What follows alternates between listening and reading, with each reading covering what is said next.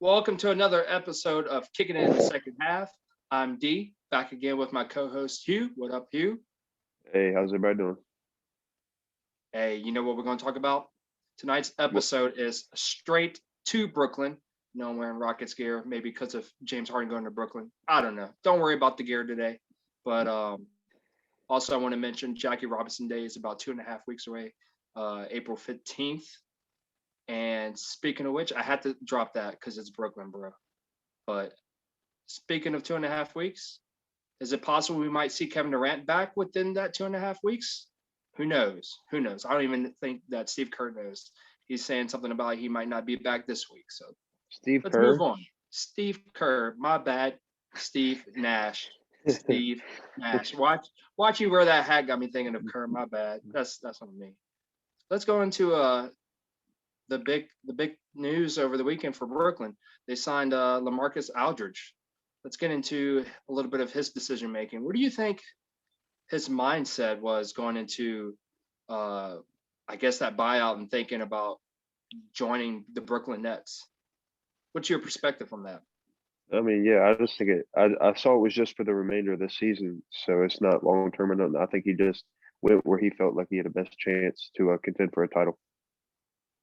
Yeah, I mean, I do understand that it's just for this season, but I kind of had in my notes a little bit about maybe obviously he's trying to get a chip in the short term, or maybe do you think this might be something where he is kind of getting a feel for how they are this season, and if they do make it far, or let's say they do win, you think he kind of stays as like a make a potential dynasty with the other three guys there? Not that he's carrying a heavy load, but just contributing. You think he stays?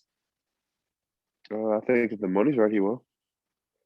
What's the money mean for them? Like how much money? Because Well, I mean, they let's got say to that pay let's say those they three win a big let's guys. say they win a chip this year. And it's like, all right, we can run it back. I'll get paid a little bit, and we'll do that. But if there's another team, offering him a little bit more money, I mean, I could see him taking that too. But Let's remember here that he's not Kevin Durant playing for the Golden State Warriors, where they had to feed those the three guys that they already had on the team, and then compensate, uh, you know, or negotiate with Kevin Durant, where he took a little bit of a pay cut, but yet still got paid 20 something $million for each season he was there. This is LaMarcus Aldridge. Yeah, maybe he wants to finish out his career where he can get more money, but I guess right now, maybe it's about the chips. I would have had liked to see him go back to Portland, but time would tell. Time would tell. Um, since we're talking about Brooklyn all episode long, let's talk about the other news that happened over the weekend, or quote that happened over the weekend with James Harden. I don't have the direct quote here, but with him saying that he is the MVP. What do you think about Harden being the MVP, or do you think he is the MVP? I mean, he is playing at that level, give or take, if you're looking at the numbers. yeah, yeah. I mean, he is playing at that MVP level. I think right now with Embiid, Curry, LeBron, all these guys out, I think Harden has a real case. I personally wouldn't put him as MVP. I'm still pretty high on Embiid, and here lately Jokic is balling. But like I said, with those three guys out, I think he's intriguing to talk about. And I wrote down a couple stats just to show how he's improving his game this year. It says since joining the Nets, he's averaging 11.4 assists per game, and in his 9 seasons with the Rockets, he averaged 7.7. So I know he's been scoring a lot here lately because of the injuries to the other superstars they have. But when they have all them back, he won't need to score as much all the time. So I think it's great that he's improving other aspects of his game. And then it says also wrote down in the last 10 games without KD, and then 4 of those without Kyrie. So basically being the lead guy, he's shot in 42.4% from the field in the last 10 games, and that's his best percentage since 2012. So just, I mean, he's balling, but I mean, I probably wouldn't have him as my MVP. I mean, yeah, wow, those are some numbers there. But I mean, I kind of feel you a little bit on what you're saying as far as not having him as your MVP. I'm kind of back and forth. Like he does have a claim, but for me, I think maybe if he has it time on the court where Kyrie misses more time, and he's able to, continue on this greatness as far as numbers without the other superstars, where okay, they still end up in a top two seed between 1 and 2 without having a lot of playing time from Kevin Durant and Kyrie. But I think Kyrie might make a return this week. But I mean, yeah, he does have a claim there. But yeah, right now for me, I don't feel like he should be given the MVP. Yeah, he is playing at a ridiculously high level, but yeah, I'm just not feeling it. Even though the numbers might show it, yeah, I think there's some other players that are deserving. I mean, it just kind of goes along with the storyline of him joining the Nets with them being a super team. So it's kind of hard to vote for that, in my opinion. Um, but yeah, just speaking of Harden and playing alongside Kyrie and Durant, what does this say about Durant? Like, I want to think that maybe this is Harden's team in a way, like because he's playing the most amount of time and contributing to the wins more than the other two. But do you think this is Harden's team? I should go ahead and ask you that. I mean, personally, I still think it's KD's team. He went there and kind of put this together. Harden's main reason.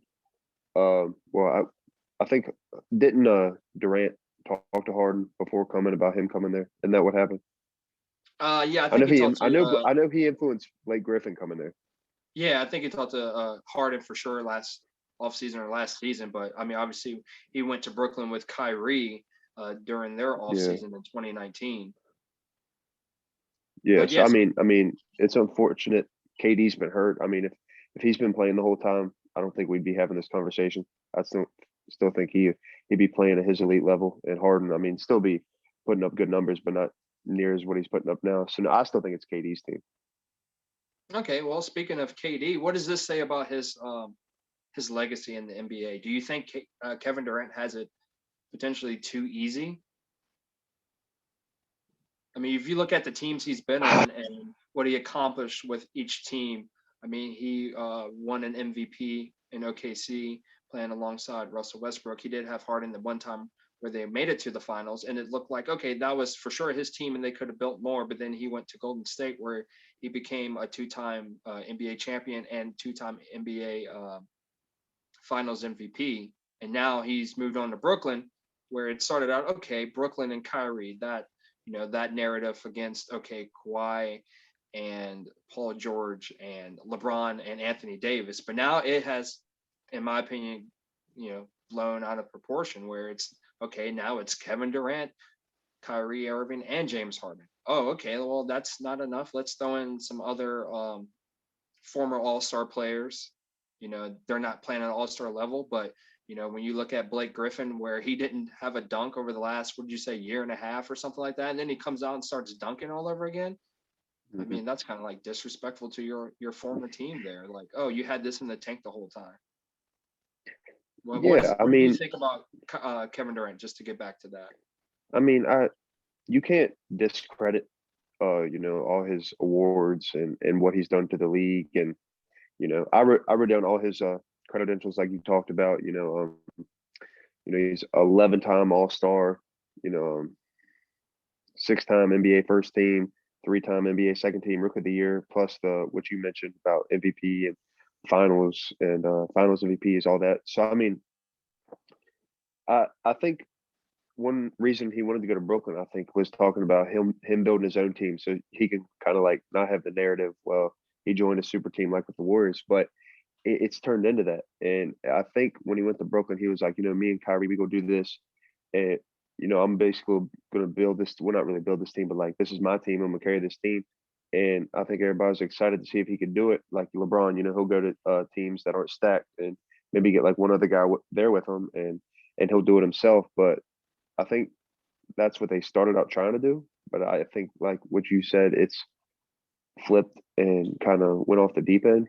To me, this team's more stacked than the Warriors ever were, in my opinion, with all stars and past all stars, and like every I player on mean, your starting five was an all star, is an all star. So I don't think he has it too easy. I mean, it's a good way for success. I mean, if that's all you're cared about, but if you want to, I don't know. I like KD, so I'm not going to badmouth him much, but I see what you're saying about him. I Just mean, this team's a little bit crazy in my opinion.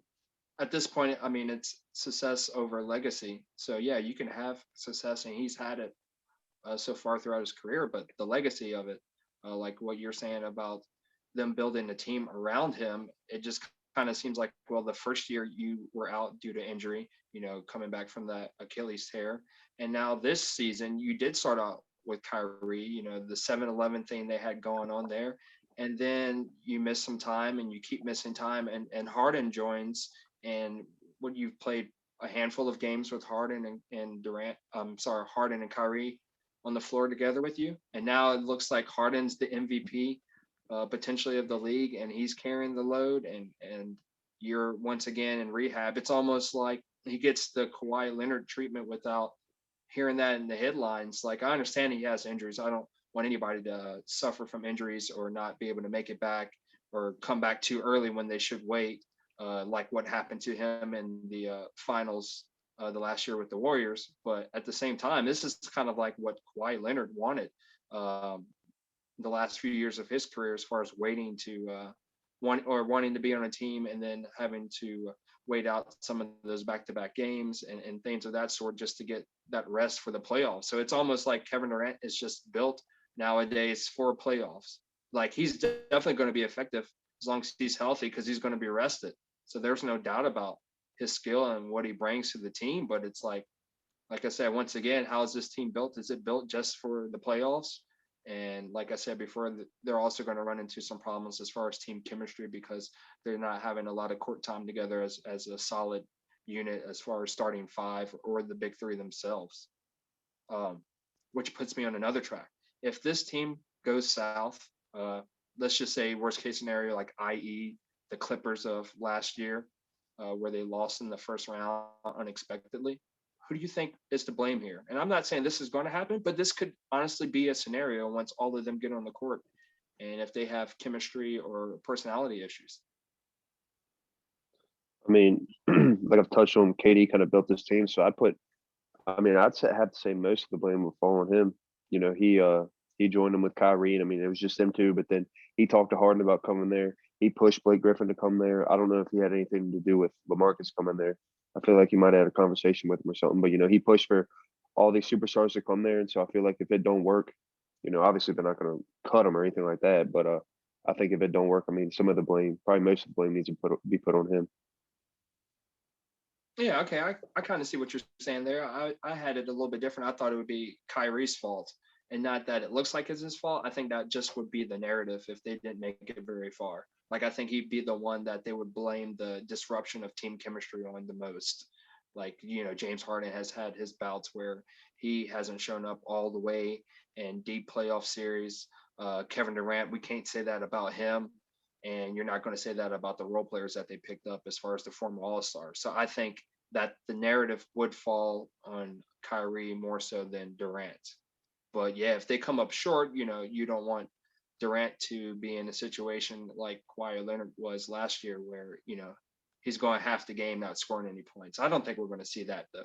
But like I said, just if they were Yeah. to lose a series, I feel like Kyrie would be the one that they're going to blame if it's not working out. Um, where it's like a tight series, or it's the NBA finals, or even the conference finals. Like, anything short of a conference finals for them is probably a big failure, if they're all healthy. Would you agree? Yeah, 100%. Yeah. Which brings me to the last thing. Do you think that they should consider, or Steve Nash should consider, going into the playoffs when all of them are healthy, running more rotations of two out of the big three or on the court? No, and I'm not saying like, okay, they start out, in the first quarter, all three of them. I'm talking about majority of the game is just two out of the three, maybe even down the stretch because of who's taking the last shot type of scenario. Yeah, so my opinion on that, I say that you're paying all these players money, and you expect to go, yeah, like you just touched on, at least to the uh Eastern Conference Finals. So I mean, my opinion on that, get them together, all together, at least for a little bit in the regular season. Try to, if everybody's healthy, get them all playing together. I think if the chemistry looks all right, I think if there's doesn't seem to be any issues with who's taking the shots and who has the ball the most, if everybody's kind of knows their role and everything seems good, I wouldn't worry about a rotation. personally. I would just let them go out there and do what they got to do. Now, if maybe you don't get that time in the regular season because KD's still not back or somebody else gets hurt or whatever, you might want to start with that rotation and see how it goes. Or if they're all on the court together and, maybe there's some frustration, a player doesn't think he's getting the ball enough, or they're arguing who they think should take the last shot, anything like that, then I think a rotation would be necessary. But if everything seems to be meshing well together, then I wouldn't think a rotation would be necessary. Yeah, I mean, you're probably right about that. My big thing has always been the narrative that they had going on in the offseason where they just basically stated the claim that they didn't need a coach. At some point, you're going to need a coach. Yeah. And I that's mean, just yeah, basically that what was I'm a getting at stupid with it. claim, but Yeah, that's just basically what I'm getting at with this. I mean, you got so much to work with now and so many different personalities that, yeah, there's going to be times where you have to draw up a play for a certain player. It's not just going to be a pickup game against, some no-namers. I mean, it's the yeah, but playoffs. I mean one thing, but like one thing I could see maybe if you're I know they're not very deep, Brooklyn, with all that money and talent, starting like the Warriors, they weren't very deep off the bench. So I could see maybe if your bench is struggling and you're having trouble scoring, when the second unit comes in, I could see a rotation then, but that would to help out, that second, maybe like Kyrie playing with the second unit some or KD, I could see something like that to kind of help out the second unit there too. There's another way to look at it. Yeah, and that's how I see it. Like, it kind of helps on two fronts, helps to keep the mesh or the gelling going as far as who's on the court and gets everybody involved as far as during that rotation, they all get their shots in. And then, yeah, keep something going when one of them sits or if two of them sits. Maybe sometimes James Harden is just on the floor if Kevin Durant and Kyrie Irving are sitting during the game. Obviously, we're seeing kind of like that right now for a whole game. So, it Yeah. definitely does take some managing from the coach and the coaching staff. So I don't think it should be just up to the players the way they're wanting to put that out there. So, time will Oh tell, like I yeah. said. All comes down to the coach. Yeah, for sure. So last thoughts about Brooklyn. Just bold prediction right now, because I'm sure we'll touch on it again. Where do you see them going? How deep right now? I've Today is I've March talked 28th, 2021. I've talked a lot about them and my thinking of them needing a center, and I always said, Aldridge or Drummond, one of those two, and it happened. So with that acquisition and how good the team's playing, they're my favorite out of the East. That's interesting. I don't want to go too low on them because I would say that it might be tough going past the second round for them. But I think that just depends on where they're ranked. So it's kind of early for me to really pinpoint it on that. I'm just going to say Eastern Conference Finals right now because I have big hopes for a potential matchup of them and Philly. And I think I'm interested in see that dynamic of how they guard Joel Embiid and vice versa, how Philly is going to guard Brooklyn. So we'll see. Like I said, we'll probably touch on this again. So just wrapping up this segment with the bold prediction. I know some people out there like that, Yeah. or they like to conflict or agree. So if you agree or not, just leave it in the comments. Hit us up. Keep following us here on YouTube, KISH YZ KISH space YZ, and also listen to our podcast if you want the audio only versions on Anchor.fm, Pocket Cast, Google Podcasts, and Spotify. Hugh, go ahead and give out some last shout outs. Shout out BCal, my boy. His birthday's yesterday. PG? He's our newest sub too. Yeah, PG. Our newest sub. I think he watched one of our videos, Wait a minute. yeah, like I said yesterday. I do want to shout out PG, but I got us a new sub. Shout out to my sister Tay, because Oh, I hit her up, and I think she's going to put this on her social media profile. And she said she subscribed. I guess she liked the video and just supporting us. But yeah, shout out to both of them. I appreciate it. yeah, for real. But yeah, go We ahead. appreciate the Finish. support. Hey, wait a minute. Did your mama sign up? No, No. Okay. Well, I'm going to see if my mom signs up I ain't before your talked mom. to her. Hey, Hey, it's it's okay. looking like she might. I understand. Some people like you kind of live in a cave where you don't have access to cell phones. Yeah, exactly. Bro, It's tough to no do this excuse. podcast. It's tough to do it. No, but yeah, we Yeah, appreciate everybody's support. yeah, for sure. Yeah, we definitely appreciate the support, and yeah, like you said, we are hard at it. We're trying to get out content most of the days of the week. So definitely tune in and catch us here. And also shout out to YB. Sorry, your Bud 36. I know I'm keeping you a little late tonight, but yeah, follow him He just said if you like. he just texted me. Okay, yeah, I'm supposed to watch y'all stream, but follow him on Twitch if you like gaming videos at your Bud 36. And yeah, he say bye to the people. See you, peeps. All right, everybody. Thanks for tuning in. Peace and love.